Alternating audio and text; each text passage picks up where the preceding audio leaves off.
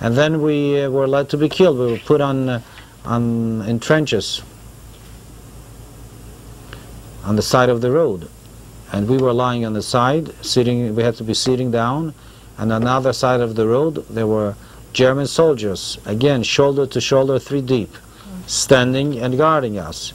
There were 2 boys who tried to run, and they ran maybe 30 or 50 yards and were shot dead. They tried to run into cornfields and couldn't make it.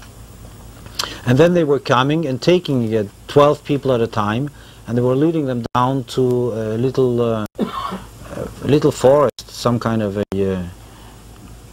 some woods.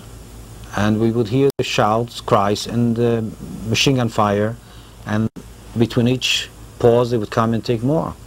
And people were ready to die and throw away their identification cards and so forth. And you were guarded all the time? We were all guarded. You couldn't do a thing. Many people were very, how shall I put it, resigned. You have a sense of you become dull and stunned, and you can no longer think rationally. So when you don't, you become, you lose a sense of reality almost. You kind of become drugged without drugs.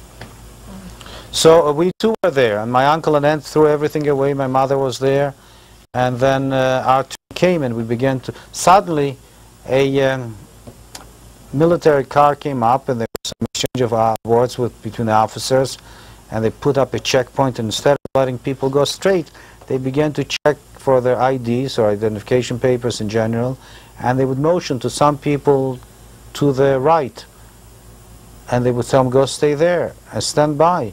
And they were not being guarded. So people said, gee, maybe there's something happening, we might survive. So my uncle began to search for his ID, and my aunt was a seamstress, so she was in charge of running a school for seamstresses, and she had her ID. And my mother had a baby on her hands, and myself and my 2 sisters, and were kind of very despondent. I remember her crying, tears rolling down her face. And she said to me too, she said to me, I should cry. Maybe God will help, or God will help. Now, I couldn't cry, or I just felt the things. And then we went up together, and when our turn came, my uncle said, let's go, we're not going to keep on moving backwards. So we moved up there, and we came to this checkpoint, and he motioned to my uncle, who said we were his children, to go to the right. And the assumption was that my mother would be going along with him and his wife would be on her own. But in the meantime, some confusion was my mother kept on going straight, was pushed ahead, and everybody was afraid. I think she was afraid if she doesn't go, we would be dragged along with her later on through the ID. And his wife was pulled back. She was with her son. She also almost went there, and for some reason he was able to manage to pull her back from going straight and say that she has a pass, and she was motioned too. So at that time my mother and my baby brother were killed.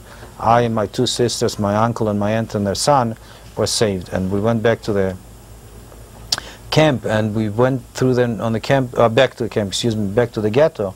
We went without any guard on our own, and the people of the city were standing out in line, just looking at us as if we were like on a parade from a zoo. I think there was one old Polish woman who was crying. But by and large, the local population was quite jovial and happy about it. When we were lying in the trench and waiting for our turn to be killed, there was one German soldier. I remember seeing the people, they see the German soldier standing and crying.